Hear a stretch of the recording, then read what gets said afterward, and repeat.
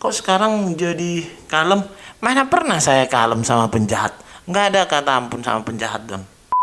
Misalnya nih, meriksa, meriksa, meriksa. 50 kali meriksa, turun motor meriksa orang, turun motor meriksa orang. Itu pasti kejaring entah satu, entah dua. Minimal itu, minimal ya. Minimal itu bawa minuman keras.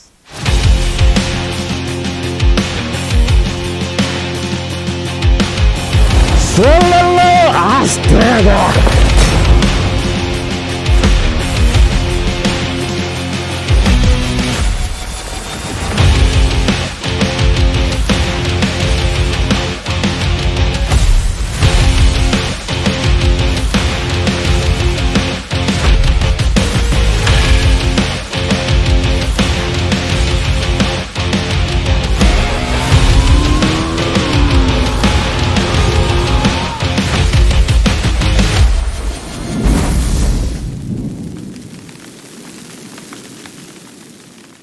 Assalamualaikum warahmatullahi wabarakatuh. Balik lagi bersama saya Ramadan dan Wah, Ambarita. Ya, hari ini kita apa dan bahas apa kita hari ini? mungkin ini ada sedikit pertanyaan nih dari saya sama masyarakat untuk Bapak. Oke, menarik ini kayaknya nih. Kok bisa sih Bapak itu di setiap video hampir 70 atau 80% itu nangkap terus? Oke. Terus ada yang bilang itu settingan. Nah, itu tanggapan Bapak gimana tuh Pak? Sebenarnya udah lama pengen saya jawab itu. Cuman baru kali ini kesempatan ada seperti itu ya. Jadi gini, Don. Di dalam awalnya gini. Di dalam setiap melakukan pekerjaan itu sudah saya bilang dari awal kalau melakukan pekerjaan harus dilakukan dari hati, harus dilakukan dengan serius, harus dilakukan dengan penuh dengan tanggung jawab. Pertama-tama pekerjaan yang ditumpangkan ke, yang diberi amanah, yang ditumpangkan ke pundak saya itu, ya saya lakukan dengan penuh tanggung jawab. Bukan menggugurkan kewajiban, bukan hanya untuk melakukan pekerjaan. Karena bagi saya istilahnya ada gini, upahku besar di surga. Di dalam setiap melakukan pekerjaan, saya nggak pernah berpikiran akan menjadi se-famous, tau kan famous? Se-famous yang kayak sekarang-sekarang ini, enggak. Di awal juga memang saya berpikir saya harus bisa berubah dari diri saya sendiri, itu awalnya. Nah, ditambah lagi pada waktu itu diberikan kepercayaan oleh pimpinan. Sampai sekarang pun diberikan kepercayaan oleh pimpinan. Karena saya tahu pimpinan saya sangat mencintai saya. Bukan GR nih. Jadi di awal orang-orang banyak yang seperti itu di awal ya. Di awal karena ditanya sekarang ya saya jawab. Di awal banyak orang yang berpikiran bahwasanya itu settingan, masa bisa nangkap setiap hari. Nah, kebetulan sampai sekarang ini saya sudah 23 tahun jadi polisi. Pendidikan saya 98, 99 lulus di Mojokerto. Nah, selama 23 tahun itu saya baru kali ini kerjanya di belakang meja. Tadinya di lapangan terus. Jadi besar kemungkinan saya ketemu sama yang ya bisa dikatakan penjahat lah. Penjahat, pembohong. Pokoknya yang negatif-negatif lah yang di pekerjaan polisi. Kalau misalnya saya dari dulu bekerja di kantor, ya kalau misalnya ketemu sama misalnya ngurusin surat-surat segala macam, ngurusin perlengkapan, berarti saya nggak pernah ketemu dengan penjahat toh dalam rangka pekerjaan. Cuman karena saya dari dulu di lapangan terus, ya akhirnya tercipta sendiri bisa memanage untuk memprofiling orang. Misalnya memprofiling orang itu nggak segampang gini. Oh, Ramadan, kita buka aja Instagramnya, kita buka aja TikToknya, kita buka aja itu. Bukan itu bukan profiling namanya. Kalau profiling yang didapat di lapangan itu, pertama gestur tubuh, yang kedua gestur tubuh itu gerak-gerik ya, yang kedua situasi dan kondisi, yang ketiga pertanyaan-pertanyaan kita yang bisa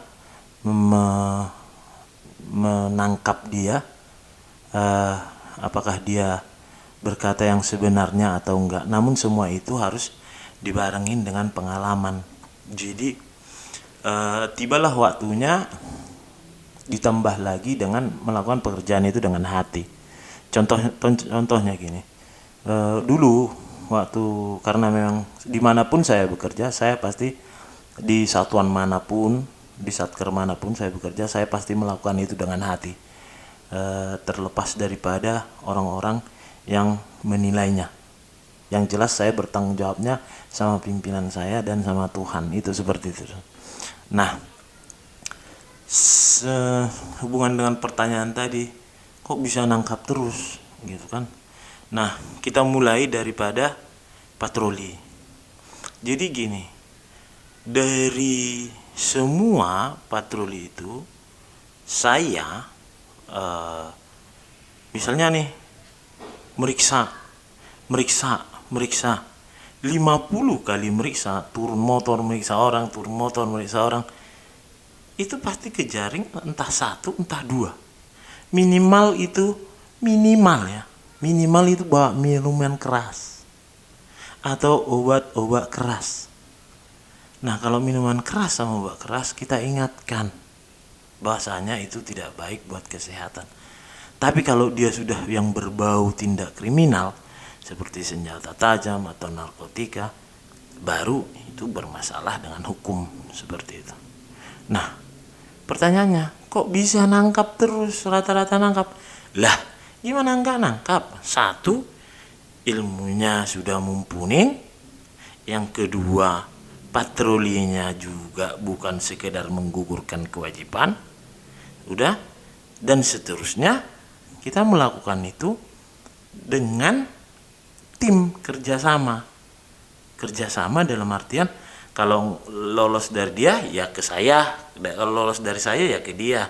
Kita ambil contoh, kenapa kita sering nangkapin yang bawa senjata tajam?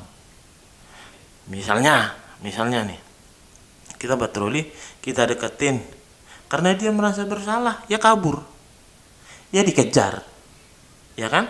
Karena satu, bonceng bertiga. Nah, yang kedua, gestur gerak-gerik, ya kan? Karena kita melakukan ini semua dengan hati, ya benar-benar yang kita dapat pun sesuai dengan apa yang diinginkan oleh masyarakat.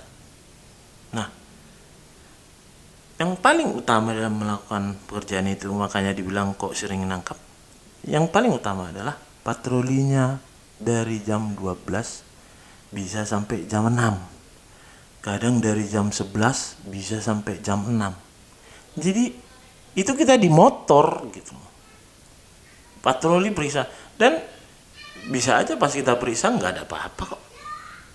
Nah, misalnya kalau seperti orang, misalnya kalau saya bilang pernah hanya penjahatnya yang takut sama polisi. Kalau misalnya madun, misalnya naik motor, misalnya bawa celurit atau bawa narkoba, kalau ketemu polisi gimana rasanya? Gelagapan. Iya, simple seperti itu. Yang gelagapan itu pertama. Yang kedua, supaya menutupi kesalahan pura-pura kompak. Nah, karena kita sudah berpengalaman, ya udah. Nah, itu simple sebenarnya. Tujuannya sebenarnya bukan karena kita senang menangkapin orang, bukan. Justru kita pengen supaya meluruskan. Kan gini, contohnya misalnya ada remaja bawa celurit. Yang kita pikirkan bukan iya biar kau di penjara, enggak, supaya kau jangan baca orang, supaya kau jangan dibaca orang. Nah, kalau itu bukan pujian dari orang Don yang kita dapat, dari Tuhan. Kalau misalnya nanti suatu saat udah di pengadilan terakhir, di pengadilan akhirat, "Hei Ambarita, kerjamu apa?" Kan gitu kan? Polisi malaikat, apa yang udah kau lakukan? Tidur. Nggak benar. Lah kalau misalnya kita dengan gamblang, saya nyelamatin ini, saya ini. Nah, terlepas dari tanggapan orang seperti apa, ya bu, terserah aja. Contoh nih, ada perbuatan sayang tapi baik, ada perbuatan benar tapi itu serasa jahat. Tahu nggak contohnya? Contohnya gini, ada seorang bapak-bapak, anaknya kecanduan narkoba. Karena sayang bapaknya ini, dikurunglah anaknya ini supaya dia jangan kecanduan narkoba. Akhirnya setelah ada sehari 2 hari meraung-raung anaknya. Kenapa? Karena sakau, minta narkoba. Karena bapaknya sayang sama dia dengan benar, otomatis apa yang dilakukan bapaknya? Dikurung dia, atau enggak diobatin, atau enggak dibawa ke rehabilitasi dengan benar. Nah, setelah itu anaknya bisa sembuh. Tapi kalau misalnya bapaknya ini baik, sayang dan baik, pertanyaannya, karena dilihat anaknya kasihan, aduh gimana ini, akhirnya dikasih narkoba, akhirnya itu kan salah. Sama seperti misalnya kami lakukan seperti itu. Ada udah tawuran segala macam, sebelum tawuran kita cegah. Nah, pasti orang ini benci sama kita, gara-gara lu itu, jadi kami enggak ini. Gara-gara lu itu. Nah, kalau misalnya kita ketemu sama orang yang mau melakukan kejahatan, orang itu melawan-lawan, enggak masalah sama kita. Mau dia benci sama kita enggak masalah. Yang penting dia selamat, karena tujuan kita besar upahnya di surga. Itu dong. Nah, pertama kembali ke tadi, kok bisa nangkap terus? Ya, pertama patrolinya 6 jam. Terus kedua, yang satu tim itu, bayangin aja kita tahu tempat-tempat rawan. Kalau misalnya patroli jam 3 sudah pulang, misalnya ini ya, mungkin di negara Afrika sana nggak tahu lah. Jam 3 udah pulang. Lah, penjahatnya jam 4 keluarnya.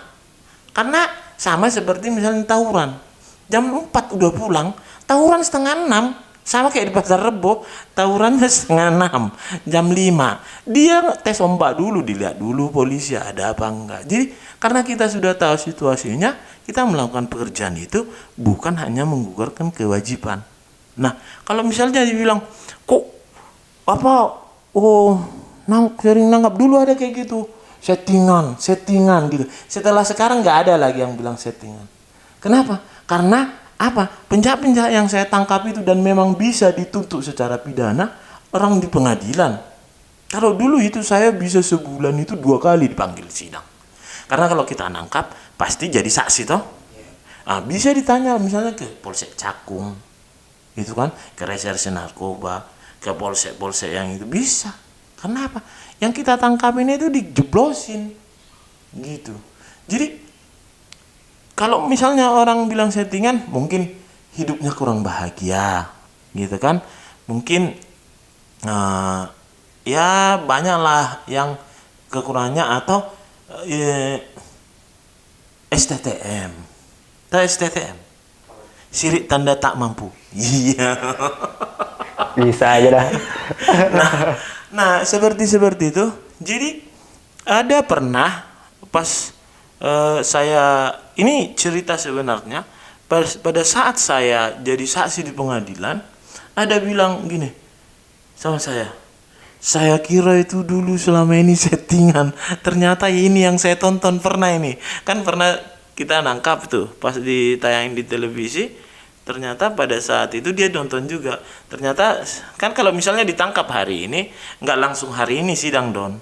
Proses di polisi dulu, proses di jaksa dulu, baru ke pengadilan kan. Berarti makan waktu 3 bulan bisa, atau kurang atau lebih. Nah, pada saat di pengadilan dia kenal sama itu yang ditangkap itu. Orang itu ada di TV walaupun mukanya di blur kan. Loh, saya mah tahu ceritanya nih. Ini yang ini kan, ini yang ini kan, ini yang ini kan, yang sampai ke Kemayoran, yang kita nangkap narkoba masuk ke rumah, terus dapat banyak, terus dari mana belinya, dari Kemayoran. Nah itu kita tangkap semua. Nah contoh-contoh seperti itulah yang membubarkan perasaan-perasaannya yang namanya oh itu ternyata bukan settingan. Jadi kalau dibilang settingan, ya masalahnya di situ, di orang yang bilang itu, karena dia terlalu benci mungkin sama polisi atau instansi, akhirnya dia apapun yang dilakukan polisi itu selalu jadi a priori. Misalnya kita lakukan demi kebaikan orang, gitu. Contoh adalah Pak Polantas, ya kan? Padahal dia benar-benar menyeberangkan jalan, menyeberangin nenek-nenek, menyeberangin jalan raya, udah, dia benar tulus. Tapi nanti dia bilang pencitraan, gitu-gitu, contoh-contoh seperti itu. Nah ada Pak Polantas itu dorong mobil, misalnya bantuin dorong mobil, pencitraan lu bilangnya. Jadi ada istilah di Bad Boys itu, ada Mike Lowrey yang Will Smith sama Martin Lawrence, dibilang kau gini kira-kira bahasanya, don't hate the game, hate the player. Jangan benci permainannya, benci orangnya. Kalau kau memang harus benci, jangan benci institusinya, benci oknumnya gitu loh. Kalau memang harus membenci, tapi usahakan jangan membenci orang. Kenapa nggak boleh membenci orang? Benci itu akan memakanmu hidup-hidup. Selama kau masih benci, hidupmu nggak akan bisa tenang, nggak akan bisa bahagia. Jadi gitu. Jadi kalau saya tegaskan lagi, kenapa bisa nangkap sering-sering?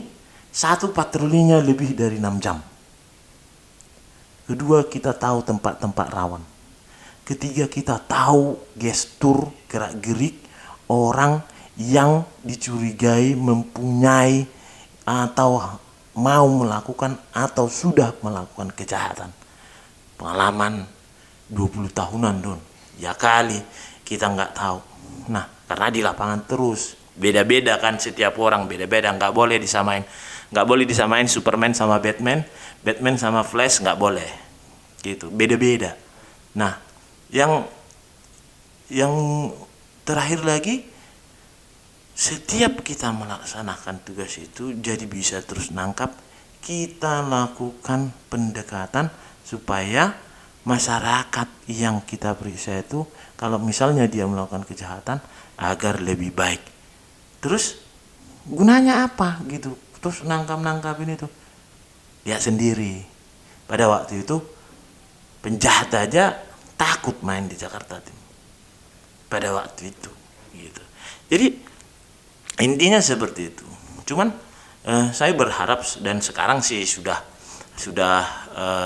sedikit laporan, karena sekarang ada menurut keterangan masyarakat sih, patroli-patroli yang sekarang itu juga bagus katanya, dan itu sangat saya apresiasi dan luar biasa itu. Dan itu sebenarnya yang diinginkan oleh pimpinan, seperti itu Don.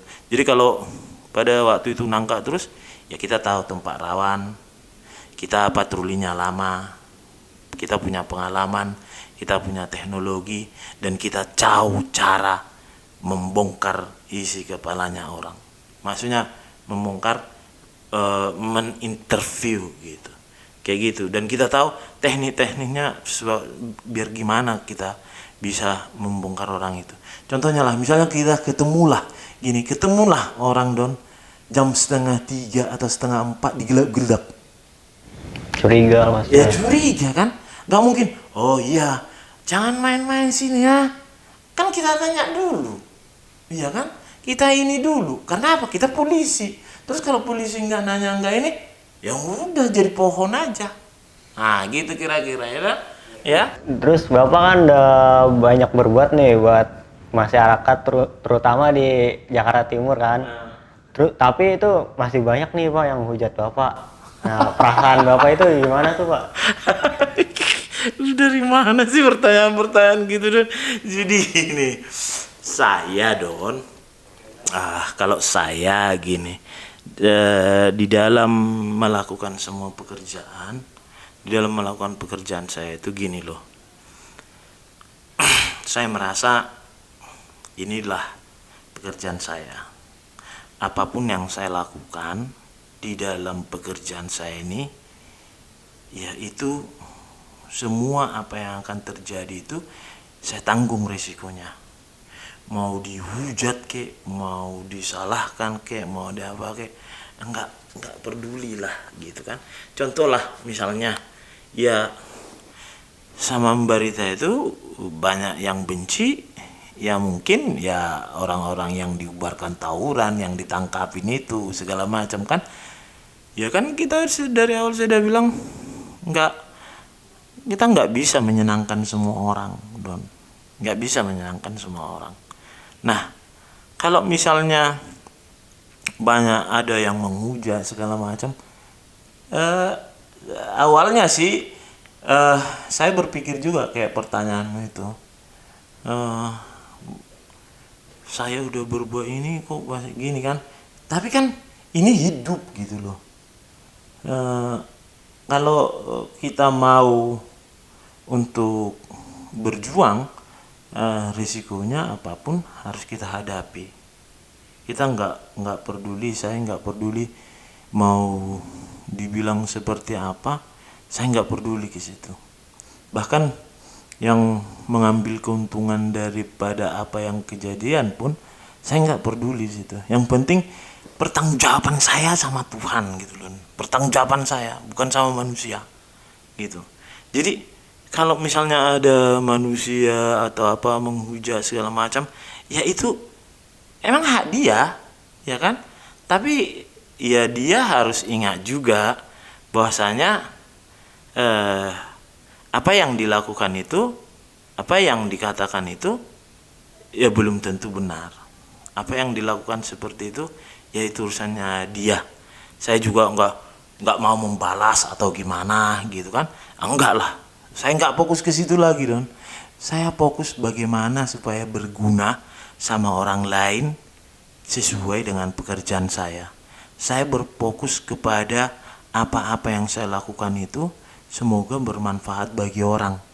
Jadi saya nggak berpikir, wah saya udah kayak digituin, udahlah malas aja lah kerja, ngapain gitu kan. Enggak, masih banyak Don, masih banyak yang bilang, misalnya saya bacain, semangat Pak, kami bersamamu Pak, kami membutuhkanmu Pak, Jakarta tidak baik-baik saja, kembalilah. Banyak itu. Ada lagi bilang, Pak, Jakarta tidak sedang baik-baik, kembalilah Pak. Pak, ini kami selalu mendoakanmu. Tetap semangat Pak. Kami tetap percaya kepadamu. Kau tetap idola kami. Kau adalah kebanggaan saya, kebanggaan kami. Itulah yang membuat saya semangat gitu loh. Sebagian daripada itu saya semangat. Tapi tanpa itu pun saya tetap semangat untuk menjadi berguna sama orang lain ya.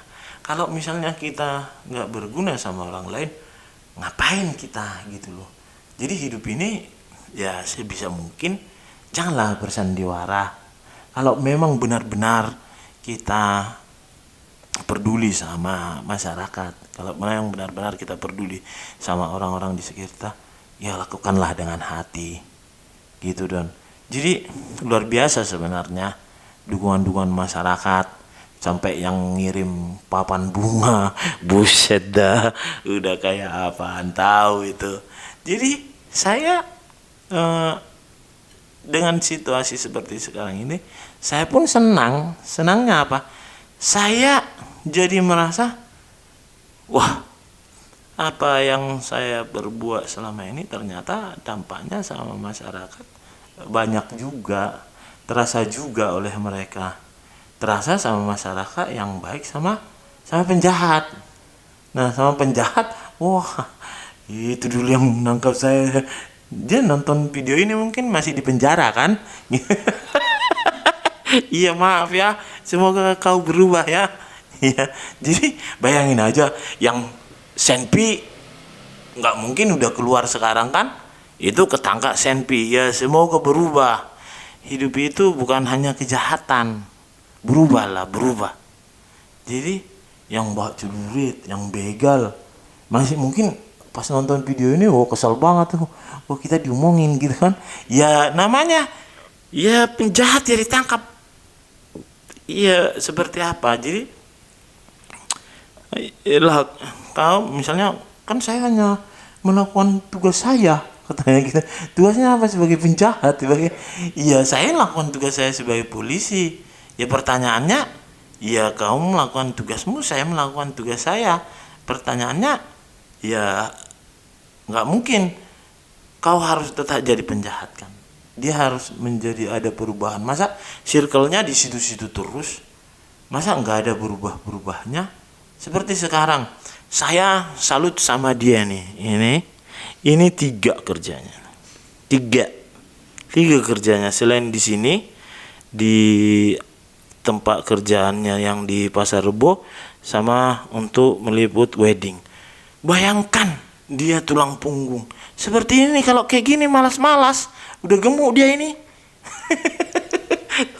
Kalau dia malas-malas udah gemuk, ini datang mau apa segala macam dia lakukan pekerjaannya dengan keras.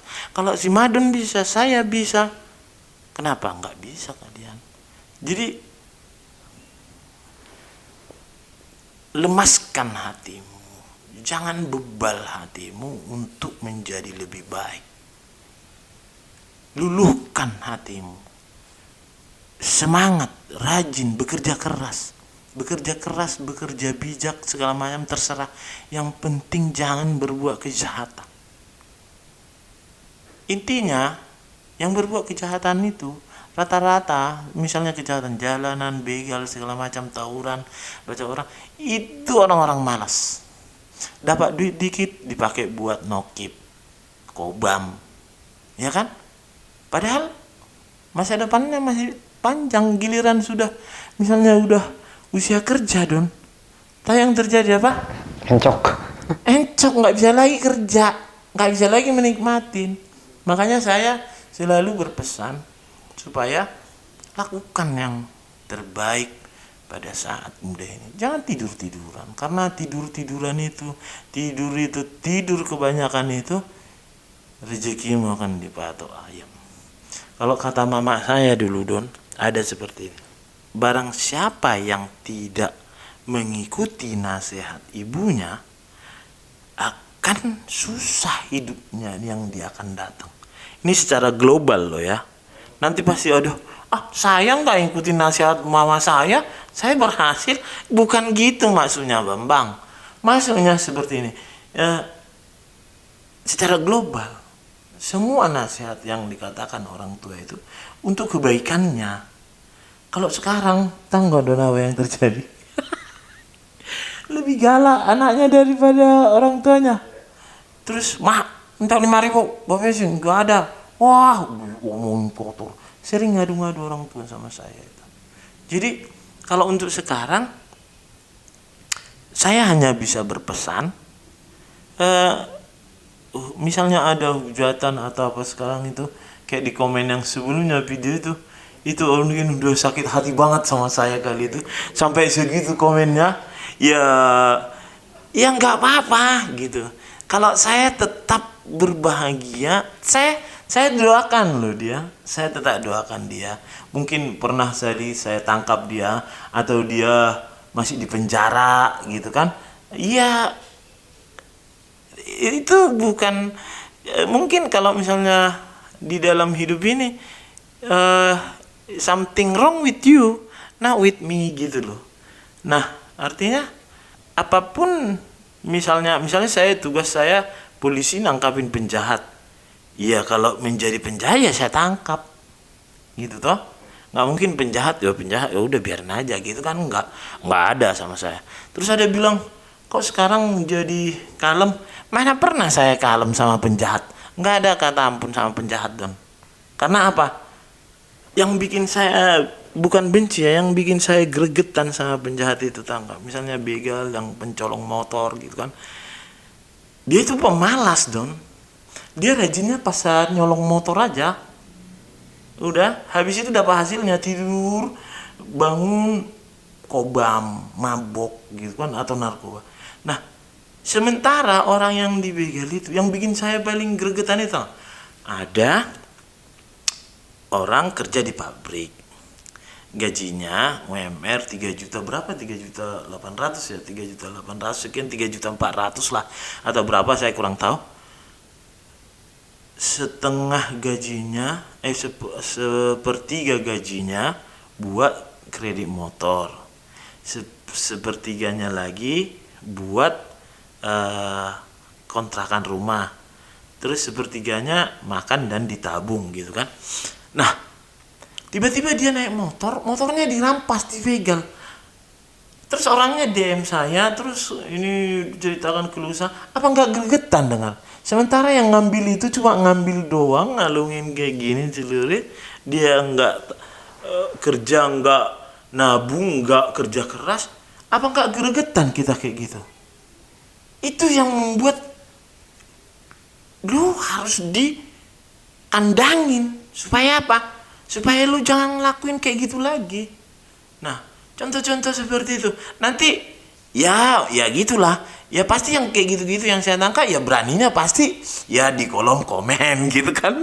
Makanya ada kemarin itu bilang, "Oh, kau begal." Udah gitu ngaku pula dia begal untuk ngasih makan anak istrinya. Kan lucu itu. Jadi ya nggak masalah sih sebenarnya ya, karena hidup itu pilihannya. Buat pilihanmu dan tanggung risiko apa yang sudah menjadi pilihanmu. Seperti saya buat pilihan saya untuk nanggapin penjahat, adapun yang menghujat atau segala macam, ya itu udah ada pilihan saya, dan itu saya sudah terima dengan semua itu. Seperti itu, Don. Cukup. Ada pesan-pesan buat teman-temanmu, buat teman-teman kerjanya Madon ya. Baik-baik sama Madon. Dia baik-baik sama dia karena CS saya dia itu.